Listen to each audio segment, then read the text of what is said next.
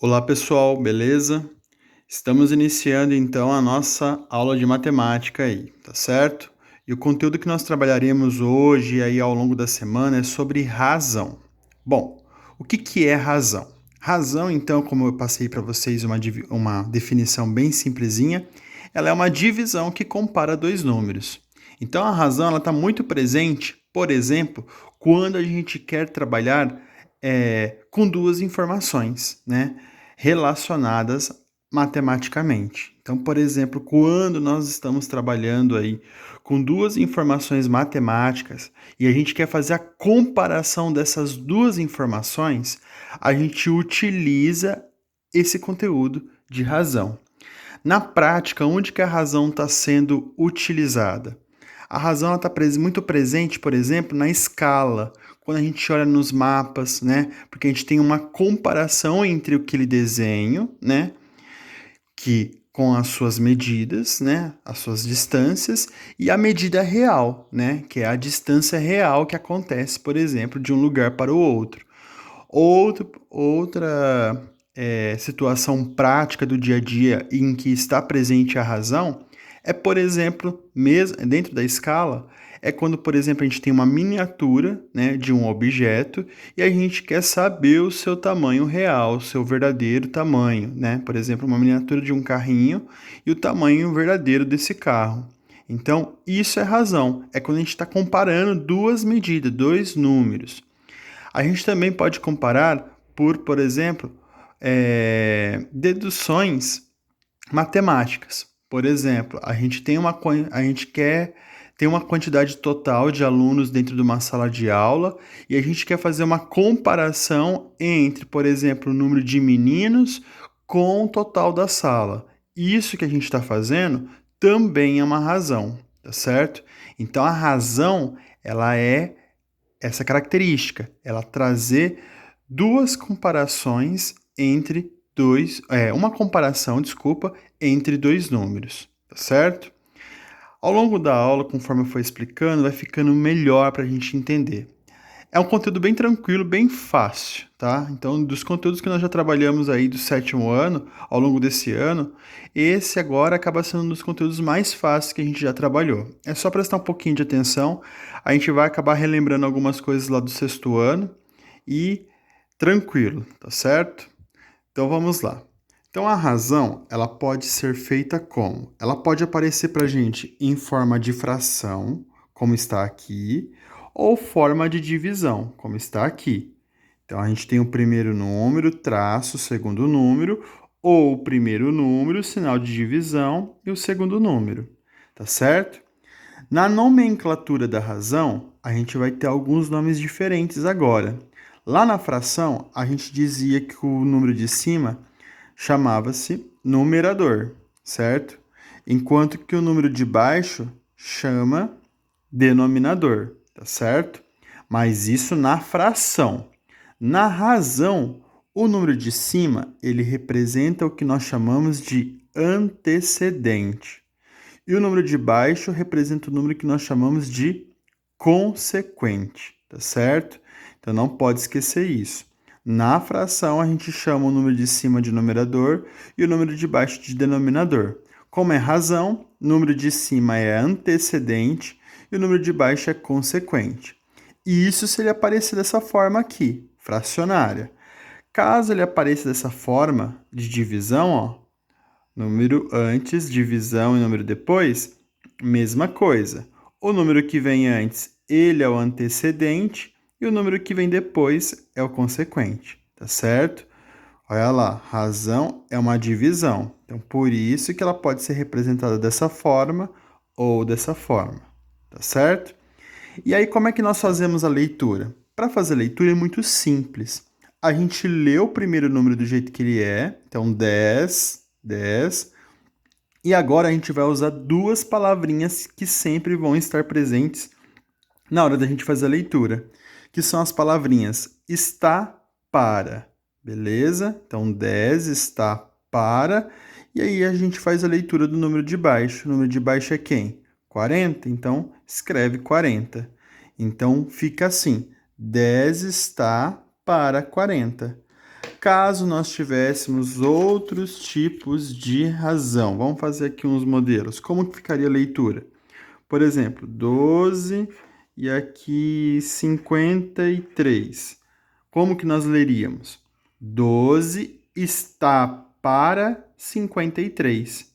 Caso nós tivéssemos desse jeito aqui, ó, 8, 2 pontos, e aí coloca 49. Então, nós leríamos 8 está para 49. Muito simples, né? Então, na hora de fazer a leitura, nós fazemos dessa forma. Bom, algumas características que a gente vai ter que estudar agora na razão são alguns conceitos revisionais lá da fração, tá certo? Então, a gente vai recordar algumas coisas que nós fazíamos na fração. Então, por exemplo, na razão, nós também podemos simplificá-las, tá certo? Por que é importante isso? Porque nas razões, a gente sempre deve manter os valores simplificados. Olha aqui, ó, observação. Sempre devemos simplificar os valores das razões. Então, quando nós tivermos uma razão com um valor em que a gente consegue simplificar, a gente vai precisar simplificar, tá certo? Então, por exemplo, aqui, vamos revisar como é que simplifica.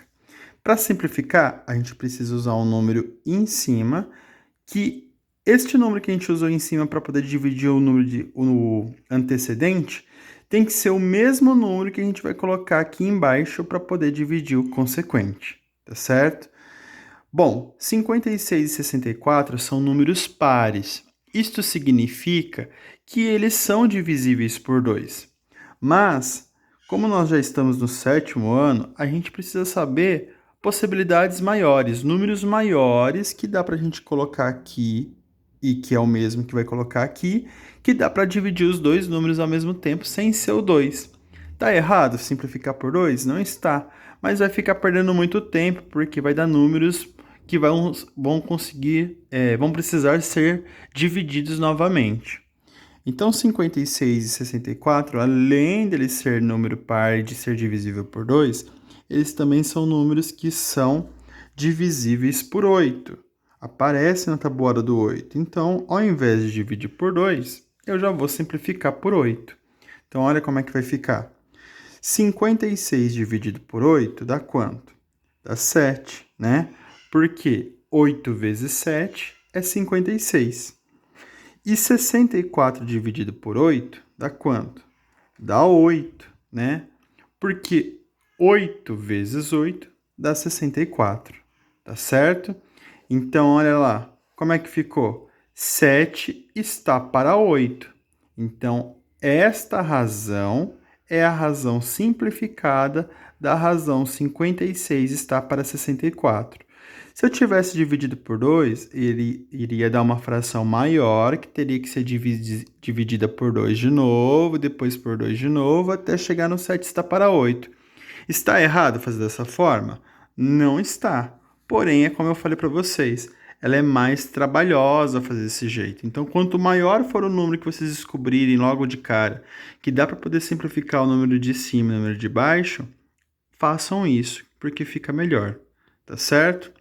Uma outra situação que pode acontecer nas razões é a gente ter que descobrir a sua forma de porcentagem, né? E como que a gente descobre a forma de porcentagem mesmo? Bom, para a gente descobrir e fazer a forma de porcentagem, a gente precisa transformar a razão numa porcentagem e, para isso, a gente precisa ter na razão os consequentes sempre 100.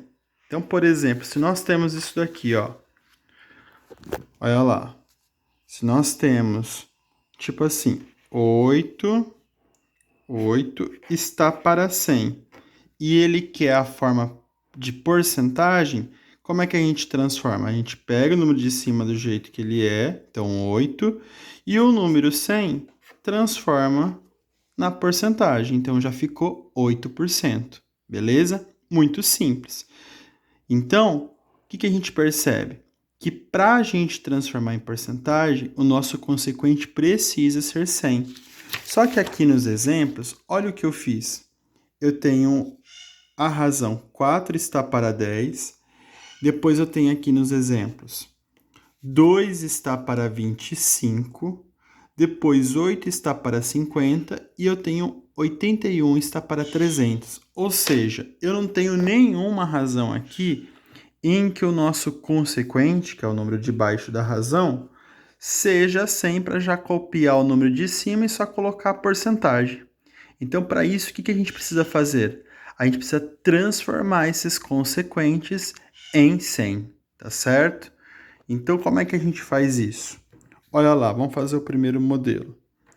Então, para a gente transformar este 10 em 100, a gente vai precisar fazer uma multiplicação. Então, olha o que vai acontecer. Para o 10 virar 100, vai ter que aumentar. E para aumentar, então, vai acontecer uma multiplicação. Então, 10 vezes qual o número que dá 100? O 10, né? Então, coloca 10 vezes 10 ali. E aqui em cima, a gente vai ser obrigado a também fazer vezes 10. Tá certo? Então, 10 vezes 10 dá 100. E 4 vezes 10, 40. Então, agora ficou o quê? 40 está para 100. Como ficou agora uma razão em que o consequente é 100, então agora ficou muito mais simples. A gente copia o número de cima do jeito que ele é e no lugar do 100 a gente coloca a porcentagem, tá certo? 40%. Então 4 está para 10 na forma de porcentagem, ficou 40%, certo? Muito simples. Aqui, no segundo modelo, nós temos 2 está para 25. De novo, para a gente transformar uma razão em porcentagem, a gente precisa transformar essa razão que tem consequente 25 numa razão que vai ter consequente 100. Então, mesma coisa. 25, para ser transformado em 100, também vai precisar passar por uma multiplicação. E 25 vezes qual o número que dá 100, pessoal? Vamos pensar assim, quantas moedas de 25 centavos eu preciso ter para formar um real? São 4, né? Então, vezes 4 embaixo, automaticamente eu vou ter que colocar o vezes 4 em cima. 2 vezes 4, porque eu também vou ter que multiplicar em cima, 8. E 25 vezes 4, 100. Então, 8 está para 100, ficou a razão transformada aqui de 2 está para 25. Então, para transformar em porcentagem agora, copia o número de cima normal, no lugar do 100, vira porcentagem, tá certo? Esse conteúdo, na verdade, a gente já aprendeu a fazer o ano passado, é uma revisão. Quando nós estudamos fração e a gente queria aprender a transformar as frações em porcentagem, nós fazíamos dessa forma. A única coisa que está acontecendo de diferente é o nome, né? Ao invés de eu falar numerador, eu estou falando antecedente, ao invés de eu falar denominador, eu estou falando consequente, porque o conteúdo é sobre razão. Mas a forma é a mesma, tá certo? Aqui, mesma coisa. A gente vai precisar transformar essa razão numa razão que tenha consequente 100. Então, de novo, 50 para ser transformado em 100, precisa acontecer uma multiplicação. 50 vezes qual o número que dá 100? Vezes 2, né? Que é o dobro. Se eu multipliquei por 2 embaixo, eu vou ser obrigado a multiplicar por 2 em cima também. 8 vezes 2, 16. E 50 vezes 2, só para confirmar, que já está ali, 100. 16 está para 100, fica 16%. Agora vamos tomar cuidado com uma coisinha. Olha aqui esse quarto exemplo. Neste quarto exemplo, eu tenho a razão 81 está para 300. Então, a gente sabe o quê? Também não é um consequente 100. A gente vai precisar transformar ele no consequente 100. Só que até agora, a gente pegou e fez o quê? Para descobrir, para transformar em 100, a gente precisou multiplicar. Só que existe a possibilidade de a gente pegar o 300 e multiplicar por qualquer número que vai dar 100? Não, né? Por quê? Porque o 300 ele é maior do que 100. É fato em que os exemplos anteriores não acontecia isso, né? Olha lá. os consequentes das outras razões eram todos menores do que 100. Então, por isso a gente conseguia multiplicar. Então, quando o consequente for maior do que o 100, e a gente precisa transformar em 100, significa que a gente vai ter que fazer a operação inversa. A gente vai ter que dividir agora, pensar na divisão e não na multiplicação, tá certo? Então, olha lá, 300 dividido por qual número que dá 100? No caso aqui será o 3, né? Ó, 300 dividido por 3 dá 100. Se a gente dividiu por 3 embaixo, a gente vai ter que dividir por 3 em cima também. E aí, 81 dividido por 3 dá quanto? Dá 27, né? 8 dividido por 3 dá 2, né? Que aí 3 vezes 2 é 6, mas aí para chegar no 8 sobra 2. Abaixa 1 fica 21. 21 dividido por 3 dá 7. Então dá 27 está para 100, neste caso aqui. Então entenderam? Quando a razão nós estivermos aqui no consequente número que seja maior do que 100 e pedir para transformar em porcentagem, o que a gente vai ter que fazer? Vai ter que dividir ao invés de multiplicar para descobrir qual o valor que deu 100, tá certo? Vamos terminar aqui. Se é 27 que está para 100, na forma de porcentagem agora fica como? 27%, certo? Copia o número de cima do jeito que ele é e o 100 se transforma na porcentagem, tá bom? Outra situação que pode acontecer é essa aqui, a porcentagem em decimal. Então, a gente transformar a porcentagem no número decimal. Como que a gente faz isso? Para transformar a porcentagem no número decimal, primeiro a gente vai transformar a porcentagem na razão, ou seja, na fração. Operação ao contrário. Aqui a gente não pegou a razão que tinha consequente, estou falando do denominador, que tinha consequente 100 e transformou na porcentagem. Agora a gente vai fazer o contrário, pegar a porcentagem e transformar na razão. Então, 18% representa 18 está para 100, beleza? Se ele quer que a gente transforme isso em decimal, o que a gente vai fazer agora? A gente vai pegar esta razão e vai transformar em número decimal. Como que a gente transforma em número decimal mesmo? Uma fração ou razão? Bom, a gente copia o número de cima. Quando a gente tem denominador ou consequente 10, 100, 1000, como é que nós fazemos mesmo? Nós pegamos o número de cima, copiamos ele do jeito que ele é, tá certo?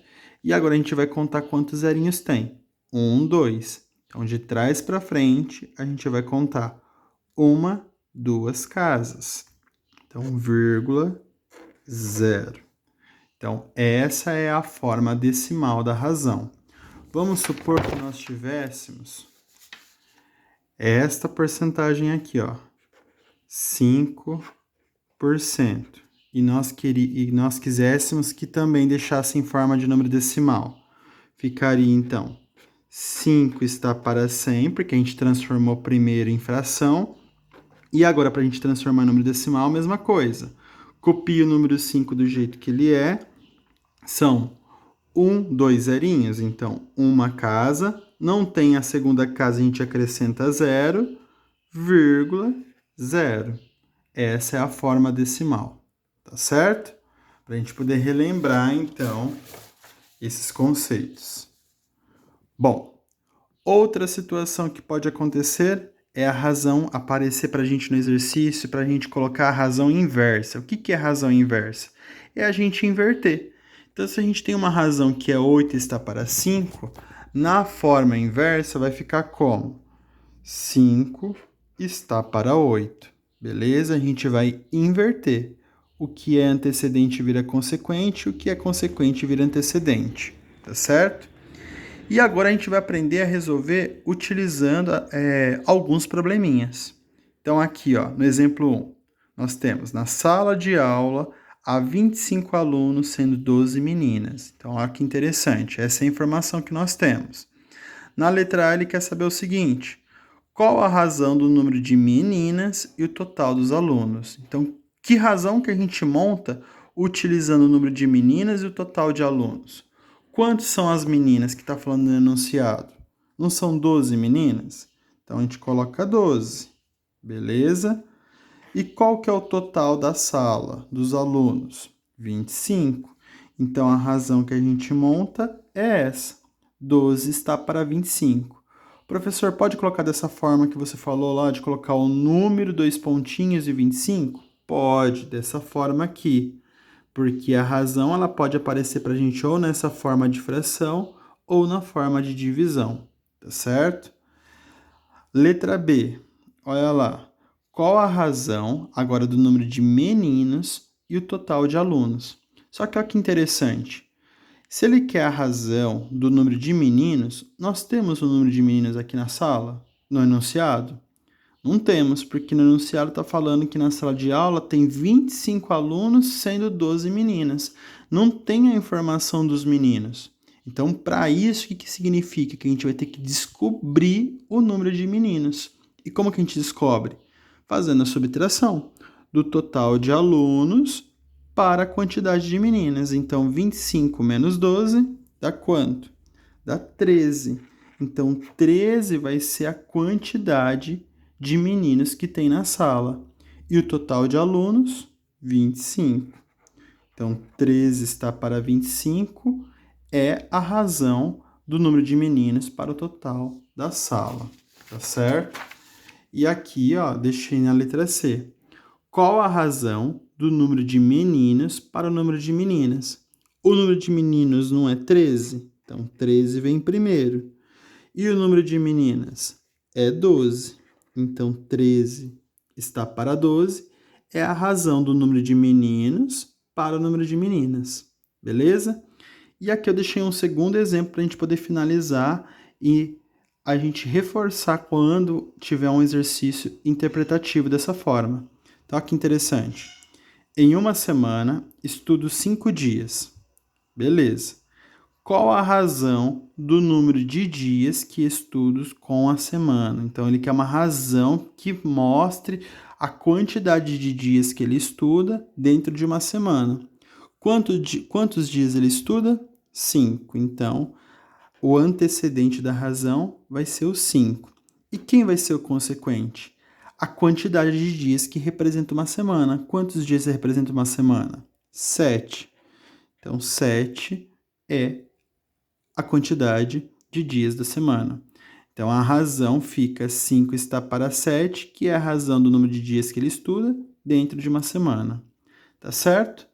Pessoal, conteúdo de razão muito facinho, muito simples, como eu falei para vocês. Espero que vocês tenham entendido bem. Assistam a videoaula com atenção. E aí eu vou passar alguns exercícios para a gente poder treinar e reforçar melhor isso daí. Tá certo?